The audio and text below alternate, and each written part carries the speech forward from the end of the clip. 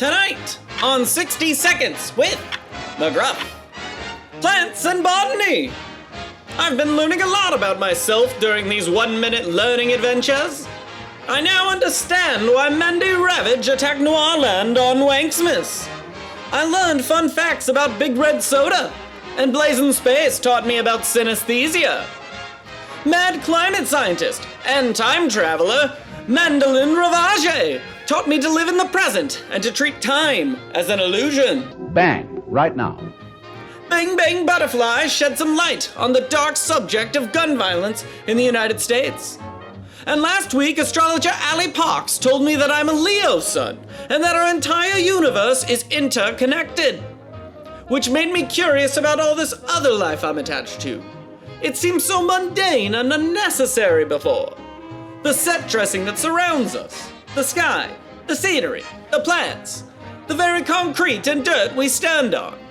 It can't talk, it can't dream. Why should it matter to a noir dog like me? But then I thought, you know what, McGruff? Maybe your life doesn't need to be all shades of gray. Maybe there's more to these alien creatures that sprout from the earth to decorate our lives.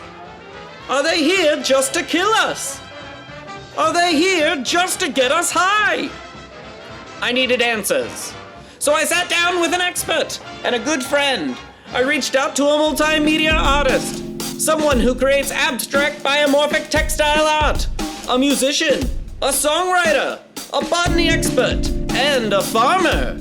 I reached out to the incredible human, Kelly Fleek. I feel quite outnumbered. Why haven't the plants overtaken us? We're not in a war with the plants?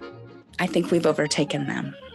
So, like you said, we've actually overtaken the plants. The plants haven't overtaken us. What are the plants doing? Are they just folding over and dying? Absolutely not, McGruff. So here's what happens is there are a lot of different plants that have chemicals in them that ward off humans. So nettles have all these spiky little needles all over them that are full of formic acid, which is the same stuff that's inside of red ants. So if you walk through a bunch of nettles, of course you're not going to just destroy them because they're going to destroy you first. They're going to cover your body in hives and tell you to go far, far away from them. So any of us who love to eat nettles have to be really, really careful about how we interact with them. Human beings, are they helping in this situation? Oh, well, McGruff, mostly no. I mean, the thing that ends up happening is that humans eat a lot of food. So we end up needing more and more and more space to do that. And then the way that we grow the food oftentimes ends up damaging the soil and releasing CO2 into the atmosphere or methane. If we're eating meat, that's also a part of agriculture. So it's a delicate balance. We basically have to simplify a little bit how we're doing it, rethink how we consume food, rethink how we grow all of our food in general.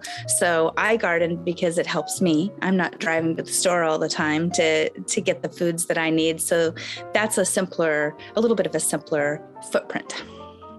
And does this garden affect your environment? I realize you brought up the air, all of this is connected. Absolutely, yes. It does help. So I live in the woods, so it doesn't really have the kind of soil and things that I normally would need to grow food. So I'm building some soils that help the plants all around me, but I'm also creating gardens that I grow additional flowers and different types of foods that I don't necessarily eat that benefit the deer and the bear and the birds around me, because then they eat all of those things and goes right through their body, and then they're dropping seeds out in their poop and more plants are coming up all over the place. So we're kind of working together, because then the more wild animals that I invite to my garden, sure, they're going to eat some of the things that I love, but they're also going to eat insects, and they're going to fertilize the soil in my orchard, etc. So it's completely natural with human beings to interact with plants and to move things around and to garden. It's just that in mass, human beings are fucking it up. Exactly, McGruff. So if humans worked a little bit more in step with their environment instead of against it, then, like I was saying, providing a little bit of what people like to call, there's a food forest for humans, sure, but providing a food forest for the animals that you live with is a great symbiosis. So we end up helping one another a tremendous amount. Symbiosis refers to relationships between organisms of different species that show an intimate association with each other. So say, like, what is the difference between a fruit and a flower? Well, a flower's the sexy bits, that's where all the business gets started. The fruit, it's like a delicious Ellie, I thought I made it clear I didn't want to talk about our history in this interview. I wanted to keep it about botany. I'm sorry, McGruff. This is just the way things go. In any case, yes. So your flowers, your sexy bits, that's where all the good things happen. That's what leads to the fruit. So the fruit is kind of like the tasty little ovary. So what kind of fruits and vegetables do you grow in your garden? What would you recommend for someone who's maybe trying to start a basic food source? I grow apples, I grow quince, I grow figs, I grow pears, nectarines, almonds, the list goes on. And my garden is full of everything from salad greens to celery root and carrots. What is this stuff you put the garden in? I'm curious what makes up this dirt. Well, I feed my dirt because dirt's alive. It's a thing. It's got all sorts of critters and good stuff in it. So I fill it full of manure too, because plants love poop. That's just the reality. They like to grow in it. So everything is alive. Yes, everything is alive. And you have to keep it alive. And you have to coax it. And you have to get it just right so that when your plants are growing, they grow healthy and strong. And then your soil stays healthy and strong too. I didn't realize life was such a participatory thing. It is. There's all sorts of crazy things like beneficial nematodes and nasty nematodes that are strange little worms that kind of are all over the earth. Like they're probably more numerous than any other creature on the planet. So you have to it's kind of a dance. But I can't dance at all. I surely have nothing to do with this.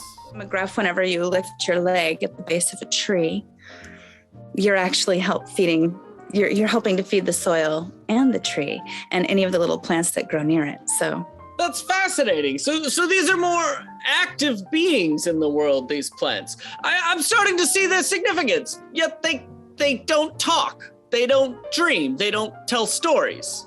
We don't know. I mean, trees tell stories. Trees talk to one another. They have neural networks. So do fungus. So we have no idea really what's going on. They could have entire communication systems that we don't quite yet know. We do know that when there's danger to plants, like say raspberries, if you spray too many herbicides and pesticides on them, they send out signals to one another, telling each other what's about to happen. And then strangely enough, their berries get tastier. So their sort of shock effect to protect themselves is to get bigger and juicier and tastier and to kind of accelerate their own process.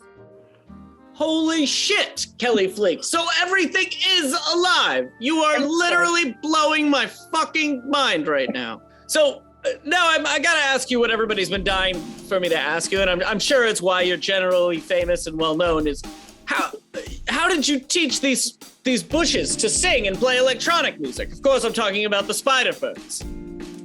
Well, McGruff, I hate to break it to you, but the plants aren't singing, but they're just kind of everywhere in our house, and they have these groovy, witchy, spidery tendrils everywhere that just kind of feel a lot like our music. So it was a pretty obvious band name choice. And besides, I think you've already figured we really like our botany at Spider Fern HQ.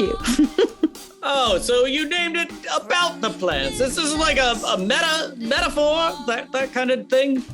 Yeah. I mean, I feel like spider ferns dance in the air, and they're very captivating, dreamy looking plants. They can be a little sinister, but they still invite you in.